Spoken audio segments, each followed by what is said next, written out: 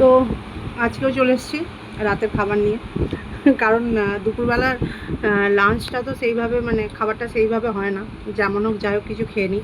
ছেলের জন্য হয়তো বানালাম, সেটাই আমরা খেয়ে নিলাম। তো সেইভাবে দুপুরবেলার এটা হয় না, রাত্রেই খাবার হয় আর তরকারি পাতি থাকে। আর সকালবেলা রুটি বা ভাত এসব বানিয়ে নেওয়া হয়।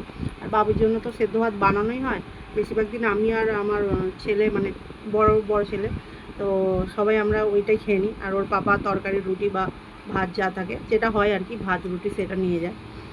আর আমি মানে নিজের জন্য আর আলাদা করে কিছু বানানো হয় না, এই হচ্ছে কথা। তো রাত্রিবেলা আজকে আমরা কলকাতায় গিয়েছিলাম। কলকাতা থেকে আসার পর মানে হয়নি আর কি, একবারই চিকেন হয়েছিল, তারপরে চিকেন বানানো হয়নি, মানে খেতে ইচ্ছা করেনি বা বানানো হয়নি এই ব্যাপার। তো আজকে অনেক দিন পর চিকেন বানিয়েছি। চিকেন আর কি বানিয়েছি তোমাদের দেখাচ্ছি। তো এই যে বানিয়েছি হচ্ছে বাসন্তী পোলাও আর চিকেন। তো মানে খেতে ইচ্ছা করছিল অনেকদিন ধরে, তো ভালো মাছে বানাই। এখানে বাবু খাচ্ছে, আর এখানে এই যে চিকেনটা আছে, এখানে পোলাওটা আছে, আর এখানে আমি খেতে বসেছি। কেমন হয়েছে খেয়ে বলছি। দারুণ হচ্ছে, দারুণ।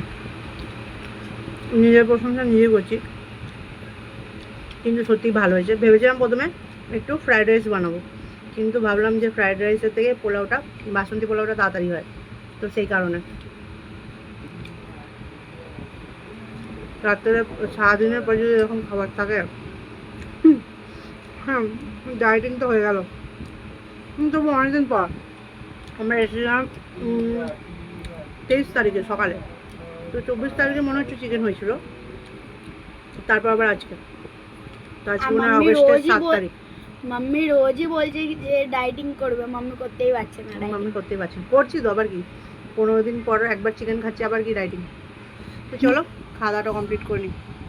বাবুকে নিয়ে ওর বাবা বসে আছে। চলো, গুড নাইট সবাইকে।